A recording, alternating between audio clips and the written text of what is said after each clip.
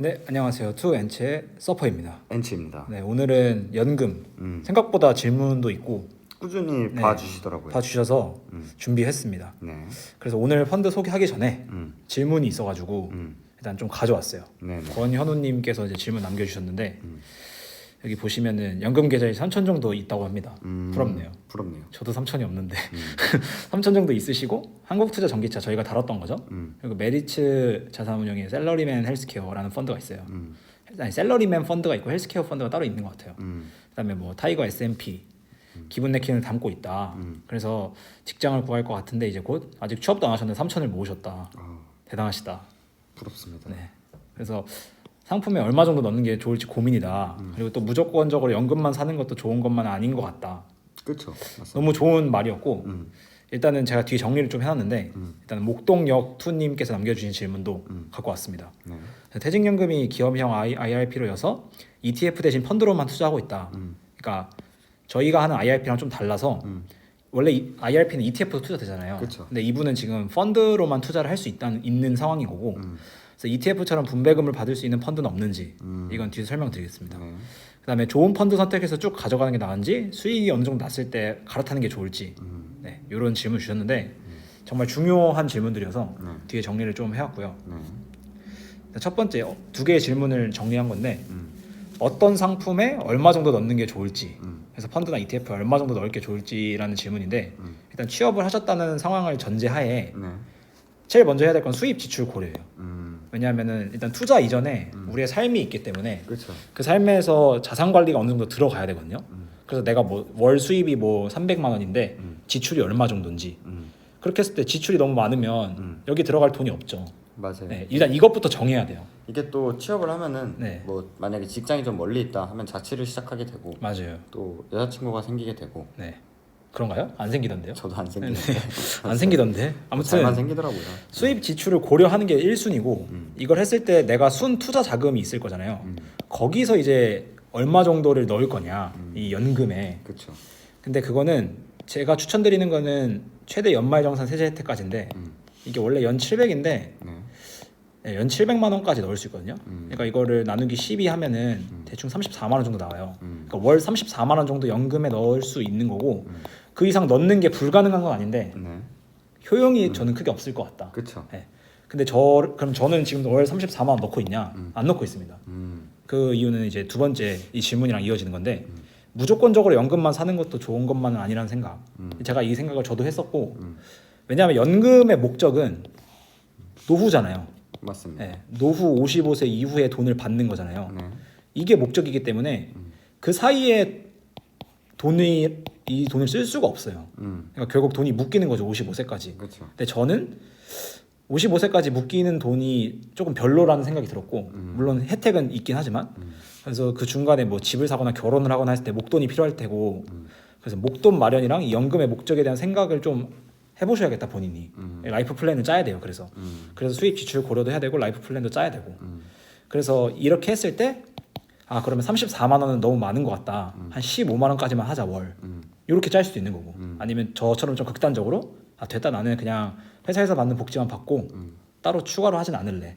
이렇게 할 수도 있는 거고. 그렇죠. 네, 이거는 정답이 없고 본인의 취향과 본인의 상황에 맞춰야 되기 때문에 네, 그걸 짜야 됩니다. 맞습니다. 네, 제가 정답을 알려드릴 수는 없고 그래서 이렇게 고민을 좀 해보시면 될 것 같고 네, 두 번째 질문은 분배금을 받을 수 있는 펀드는 없는지.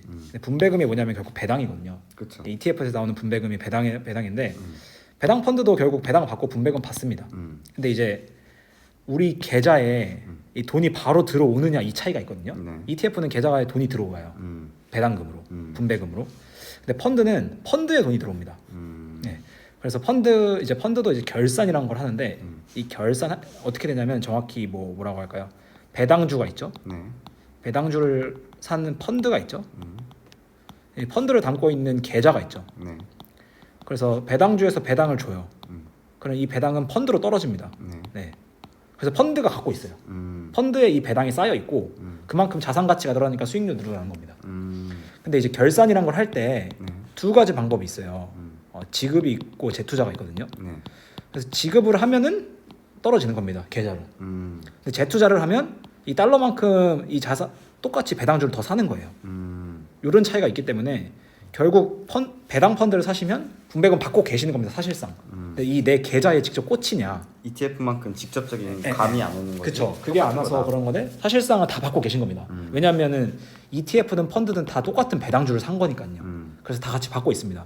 그래서 펀드 수익률이 더 올라가 있든 아니면 펀드에서 자산이 더 늘어났든 그런 식으로 확인을 할 수가 있고 아니면 이건 이제 펀드에서 어떻게 세팅을 하냐 차이인데 펀드에서 결산일을 어떻게 지정해서 계좌로 떨어준다 하면 이제 돈이 실제로 들어옵니다. 그렇게 봐주시면 됩니다. 그다음에 쭉 가져가는 게 나은지 수익이 어느 정도 났을 때 갈아타는 게 좋을지 이건 사실 바이앤홀드냐 너무나 어려운 질문. 네, 바이앤셀이냐 이 질문이잖아요. 네. 정답 없습니다. 저희도 모르고 다만 펀드 스타일을 좀 구분하실 필요는 있어요. 배당 펀드다. 꾸준하게 우상향을 하는 펀드죠. 뭐 변동성이 조금 있겠지만 이런 배당 펀드 같은 경우는 당연히 쭉 가져가는 게 낫죠. 굳이 A 배당 펀드에서 B 배당 펀드로 갈아타는 경우에는 특별한 이유가 있어요. 뭐 A 배당 펀드의 종목이 더 좋아 보였다거나 B 배당 펀드 종목이 훨씬 더 좋아 보였다거나 이런 특별한 이유가 있지 않는 이상 그냥 쭉 가져가는 게 낫고 반대로 뭐 기술주 펀드거나 뭐 아니면 인도 펀드, 원자재 펀드 이런 거는 갈아타는 게 좋죠. 그렇죠. 왜냐면은 사이클이라는 게 있을 테니까. 근데 이건 결국 본인의 투자 실력입니다. 맞습니다. 네, 투자 실력이 투자 판단이기 때문에 이거는 저희가 뭐가 더 좋다는 아니고 스타일을 고려하시라. 그러니까 본인이 계속해서 뭐 증시를 팔로우업을 하고 그렇죠. 해보고 싶다라고 하시면은 바이앤셀을 해보셔도 되는 거고 맞아요. 나는 그 신경을 쓰기 싫다라고 했을 때 되게 안정적으로 장기 수익률이 찍히는 펀드를 구입을 하셔가지고 그렇죠. 계속해서 그냥 바이앤홀드를 하시면 되는 거고. 그렇죠. 본인이 펀드를 처음 샀을 때 목적이 있었을 거잖아요. 그쵸. 나는 인도가 갈 것 같아. 그러면 이제 인도가 진짜로 가는지 확인을 해줘야 되고 인도가 꺾이면 나와야죠. 그런 거를 이제 계속 관리를 해야 되는 거고 본인이. 근데 반대로 나는 그냥 잘 모르겠고 그냥 적당한 배당 받으면서 쭉 갈래 하면은 그냥 쭉 갈 수도 있는 거죠. 네, 그런 스타일 펀드 본인이 투자를 왜 시작했고 펀드 스타일이 어떤 성향인지 확인해야 되고 그다음에 안전자산 30%는 채권형 펀드와 TDF 중에 장기적으로 뭐가 더 괜찮느냐. 그러니까 채권이랑 TDF 중에 퇴직연금의 안전자산 30% 뭐가 더 좋냐. 이건 사실 정답은 없습니다. 근데 제가 좀 칼을 들이밀면서 하나만 골라라 라고 한다면 TDF 고르라고 할 것 같습니다. 왜냐하면 안전자산 30%에는 이 TDF도 결국에는 주식이 들어가 있거든요. 그렇죠. 네, 주식, 채권, 원자재 이렇게 섞여 있는 거잖아요. 그래서 장기적으로 봤을 때 얘네가 좀 더 단순 채권보다는 수익률이 높을 거다. 그래서 TDF를 좀 더 추천하지만 오늘 설명드릴 펀드 채권 혼합형 펀드라고 있거든요. 요 펀드를 담는 것도 저는 대안이 된다. 그래서 요 질문에서 파생돼서 오늘 펀드를 준비했습니다.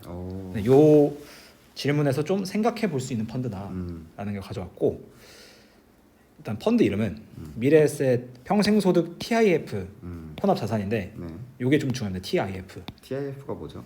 이제 가져왔는데 우리가 TDF는 많이 들어봤죠. 너무 많이 들어봤죠. 네. TRF라는 것도 있거든요. 그 다음에 TIF가 있습니다. 그래서 T랑 F는 똑같아요.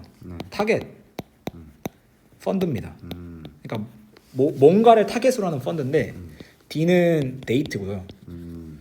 R은 리스크고요. I는 인컴입니다. 그러니까 데이트는 이제 주기를 타겟으로 하는 펀드고 리스크는 말 그대로 리스크 변동성을 타겟으로 하는 펀드고 인컴은 이제 배당 아니면은 뭐 이자 이런 걸 타겟으로 하는 펀드입니다. 이 차이가 뭐냐면 우리가 TDF는 보통 뒤에 2045, 2050 이런 게 있습니다. 그렇죠. 2045년도에 은퇴를 한다는 사람을 기점으로 포트폴리오가 짜져요. 그래서 젊을 때는 위험 자산이 많고 나이가 들면 위험 자산이 준다. 이거에 맞춰서 2045년에 은퇴할 사람들의 위험 자산이 몇 %가 될까? 라는 걸 기준으로 하는 게 TDF입니다. 그래서 2045랑 뭐 2060이 있으면 2060은 더 늦게 은퇴하잖아요. 그쵸. 그만큼 더 어리다는 뜻이거든요. 그래서 위험 자산 비중이 훨씬 더 높습니다. 이런 차이가 있고 TRF는 20세와 50세가 있는데 적극적인 50세가 있을 수도 있어요.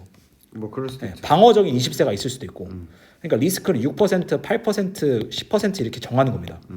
나는 50세지만 10%는 리스크를 감수할래 하면 TRF 10%를 사면 됩니다. 근데 나는 20세지만 6% 안정적인 게 좋아. 그럼 TRF 6%를 사면 됩니다. 이렇게 컨셉이 나와요. 그럼 TIF는 뭐냐? 배당을 뭐 연 4% 이렇게 받을 펀드다. 요런 테마입니다. 네. 그래서 각자 타겟으로 하는 게 조금씩 달라요. 오늘 우리가 갖고 온 TIF는 이 배당과 이자를 타겟으로 한 펀드다. 그래서 이게 어떻게 다른지 설명을 좀 드리겠습니다. 네. 일단 펀드 개요인데 미래에셋 보면 평생 소득이잖아요. 네. 이 펀드는 사면 소득이 평생 들어오는 거다. 네, 그래서 타겟 인컴으로. 그래서 이 펀드는 채권 혼합형입니다. 그래서 퇴직연금에 안전자산 30% 룰이 있잖아요. 네. 거기에 들어갈 수 있는 펀드입니다. 네, 그리고 뭐 평가등급은 좋고 보시면 규모가 6,200억 됩니다. 엄청 크네요. 네, 크고 사실 이 제가 채권 혼합형 펀드 중에서 가장 큰 걸 골라온 거예요, 일부러. 사람들이 가장 많을 테니까. 네. 제가 실제로 담고 있는 건 좀 다른 채권 혼합형인데 제일 큰 게 하는 게 그래도 좀 많이 도움될 것 같아서 네. 가져왔고요. 보수는 0.58%로 써 있는데 이거 실제로 그렇지 않습니다. 제가 뒤에서 설명드리겠습니다. 네. 그다음에 미래에셋 자산운용 여기 보면 미래에셋이 써 있죠. 펀드 소개를 보면 안정적인 성과를 추구하는 미래에셋 모펀드를 편입하며 꾸준한 인컴 수익 누적과 낮은 수익률 변동성을 추구한다. 어렵죠? 어렵네요. 네. 이 펀드가 제가 여태까지 가져왔던 펀드 중에 제일 어려운 구조인데 천천히 설명을 드려보겠습니다. 네. 일단 수익률부터 좀 보면은 사이트에 나와 있는 수익률인데 1년 수익률이 마이너스 10%. 나쁘냐? 네. 뭐 좋진 않죠. 하지만 다른 주식행위에 비해서 어느 정도 방어는 돼 있죠. 1년 수익률이면. 그렇죠. 네. 근데 뭐 최고냐? 그렇긴 좀 어렵긴 합니다. 네. 그다음에 5년 수익률이 12%예요. 그러니까 연 2.3%인 거죠. 어라? 여러 가지 생각이 들죠. 네. 네, 여러 가지 생각이 들죠. 그래서 보시면 비교 지수가 있어요. 네. 네, 벤치마크라고 하죠 우리가. 실제로 이 펀드 그러니까 미래에셋에서는 벤치마크를 설정하지 않았습니다. 근데 이 사이트는 이제 그 펀드 평가사라는 그 데이터를 갖고 와서 취합을 하는 건데 거기서는 이런 유형의 펀드들한테 쓰는 BM이 있어요. 그게 무슨 BM인지까지는 제가 정확히 파악을 못했는데 유료여가지고 보시면 그 벤치마크는 마이너스 3%입니다. 1년이. 그리고 5년이 12%고. 그러니까 장기 수익률은 비슷하게 가고 있어요 지금. 근데 이렇게 지금 차이가 나고 있죠. 또 어쩔 때는 이기고 어떨 때는 지고 이런 게. 그다음에 유형 평균 사실 이게 좀 중요한데 이거랑 비슷한 컨셉의 펀드들 사이에서는 얼마나 되냐 보면은 1년에 상위 26%, 6개월 상위 43%. 최근에 좀 성과가 안 좋네요. 네. 근데 장기로 보면은 높죠 되게.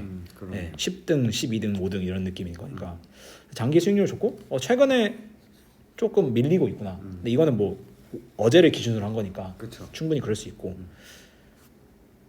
보수를 좀 보셔야 되는데 아까 앞에 0.58 이렇게 써 있었잖아요. 그게 이제 요거거든요. 이 총 보수.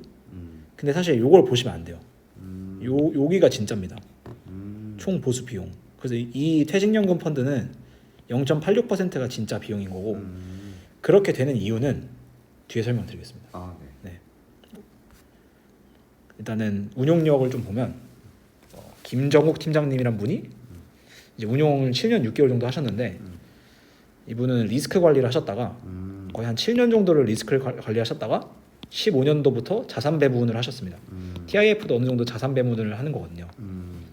그래서 혼자 지금 펀드 10개 맡고 계시고 운용 규모가 3.9조네요. 3.9조 되시고 최근 수익률이 뭐 그죠 최근에는 다 어려웠으니까. 네. 그래서 이분도 펀드 설정하신 분입니다 실제로.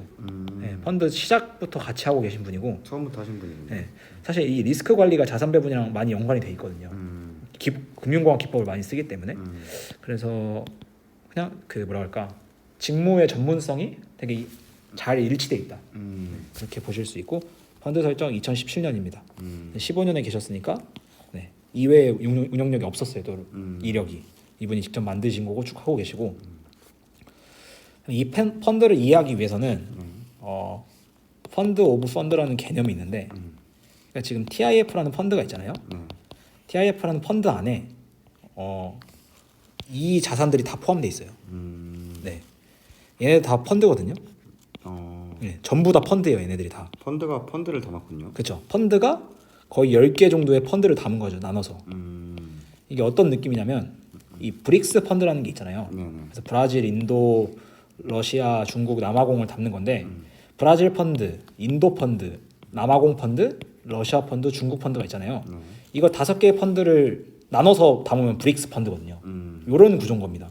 TIF 펀드도 배당 펀드, 그다음에 뭐 베스트 컬렉션 펀드, 스마트 베타 펀드, 커머디티 인덱스 펀드, 또 뭐 배당 프리미엄 펀드를 다 나눠 담아서 TIF 펀드다. 이렇게 된 거거든요. 그래서 이 구조를 좀 이해하시면 도움이 됩니다. 이 펀드는 안에 정말 수많은 펀드가 이런 비중을 가지고 만들어진 펀드다. 그래서 제가 투자 설명서를 봤는데 극악이었습니다. 왜냐하면 이 앞에 있는 펀드들 있잖아요. 네. 얘네 설명이 다 나와 있어요. 극악이네요. 네, 하나씩. 그래서 다 보진 못했고 보시면 TIF 펀드 안에 이 펀드들이 전부 담기는 건데 뒤에 더 있습니다. 실제로는. 그래서 이 각 펀드들에 대한 설명들이 다 나와 있어요. 네. 그리고 이 각 펀드들을 얼만큼 다 담을 수 있는지. 네. 그러니까 이렇게 다 100%를 열어놓은 거긴 한데 얼만큼 다 담을 수 있는지까지 다 나와 있어요. 그래서 이 펀드들까지 다 소개하는 건 사실 불가능하고 그렇죠. 이 TIF 펀드는 여기 안에 있는 펀드들을 전부 담는 펀드다. 그래서 보수가 조금 더 나와 있던 것보다 세다. 네. 왜냐하면 이 펀드들도 보수를 실제로 내기 때문에. 그래서 이 펀드는 이제 펀드 전략이 뭐냐?